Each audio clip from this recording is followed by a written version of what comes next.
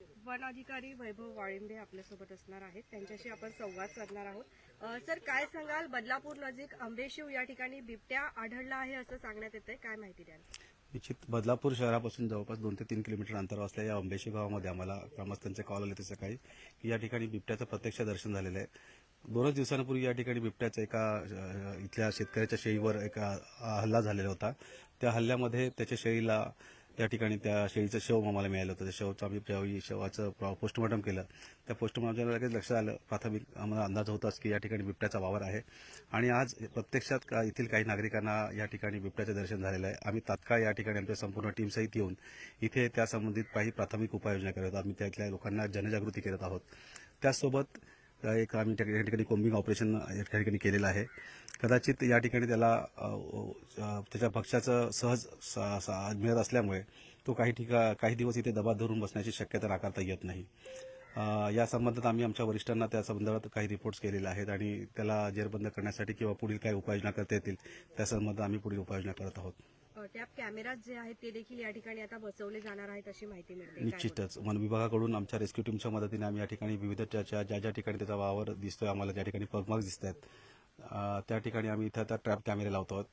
आणि या ठिकाणी जर जास्त दिवस त्याच्या ठिकाणी वावर राहिला असता आम्ही पुढील ट्रॅप लावण्यासाठी आम्ही विचार करत आहोत।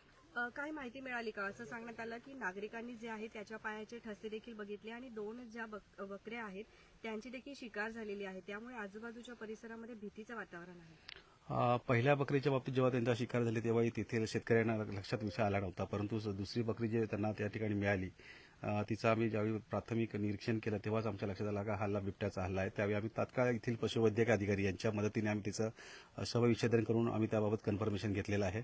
त्या बाबतीत त्या शेतकऱ्यांना कॉम्पेन्सेशनसाठी आवश्यक ते आम्ही सर्व डॉक्युमेंट्स आमच्या वरिष्ठ कार्यालयाकडे फॉरवर्ड करीत आहोतच। या व्यतिरिक्त आम्ही इथल्या नागरिकांनाही आवश्यक त्या सूचना दिलेल्या आहेत। तिथील त्यांचे पाळीव प्राणी असेल किंवा लहान मुलं असेल त्यांना सांभाळण्याविषयी संध्याकाळच्या वेळेत घराच्या बाहेर न पडण्याविषयी आम्ही त्यांना विनंती केलेली आहे। काय अंदाजे शिकार केले असंही म्हणतात, नेमकं काय? निश्चित मला त्याबाबत आम्ही माहिती घेतली, इथल्या संपूर्ण ग्रामस्थांशी आम्ही चर्चा केलेली आहे। कुत्र्याच्या शिकारीच्या बाबतीत ज्यावेळी हा कुत्रा त्या मेंढ्यांच्या कळपासोबतच होता आणि मेंढ्यांच्यावर ज्यावेळी हल्ला झाला, बकऱ्यांवर हल्ला झाला, त्याचवेळी हा कुत्रा वाचवण्यासाठी कदाचित त्या याच्यावर धावून गेला असेल आणि त्या दरम्यानच त्या कुत्र्याच्या शिकारून त्यांनी घेऊन गेला असा प्राथमिक आमचा अंदाज आहे। त्याचवेळी त्यांनी बकरीचं शव त्या ठिकाणी टाकलेलं होतं। काय अंदाज आहे, कधीपासून हा बिबट्या इथे फिरतोय? बिबट्याचा वावर तर आपल्या बदलापूर परिसरात अनेक दिवसांपासून आहे खरं तर, परंतु आतापर्यंत दिवसाढवळ्या हा वावर कधी आम्हाला अद्याप आढळला होता। परंतु आंबेशिव गावामध्ये आम्हाला ग्रामस्थांच्या म्हणण्यानुसार या ठिकाणी हा वावर अगदी 10-11 वाजता आम्हाला दिसलेला आहे। निश्चितच त्या बाबतीत आम्ही योग्य त्या उपाययोजना करत आहोत। येथील ग्रामस्थांना न घाबरण्याचं आम्ही आवाहन केलेलं आहे। आवश्यक आम्ही स्वतः इथं आमच्या टीमसहित तळ ठोकून आहोत कालपासून।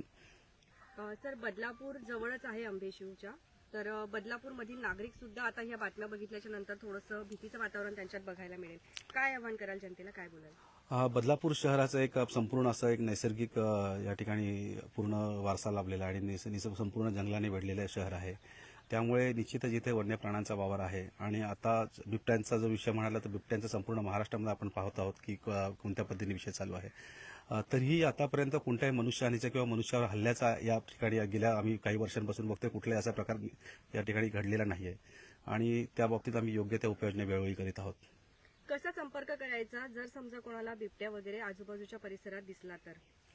यासाठी आमच्याकडे वन विभागाची हेल्पलाईन नंबर 1926 पण आहे। त्याच व्यतिरिक्त बऱ्याचशा इथं आम्ही ग्रामस्थांना आमचे स्थानिक मोबाईल नंबर, वनरक्षकांचे नंबर त्यांच्याकडे देऊन ठेवले आहेत आणि अशा काही घटना घडल्या आम्ही त्याबाबतीत सतर्क आहोत। प्रत्येक वेळी लगेच त्या ठिकाणी आम्ही संपर्क करून योग्य ती उपाययोजना करतोय।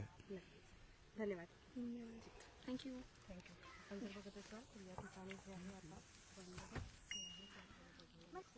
फोटोज घ्या।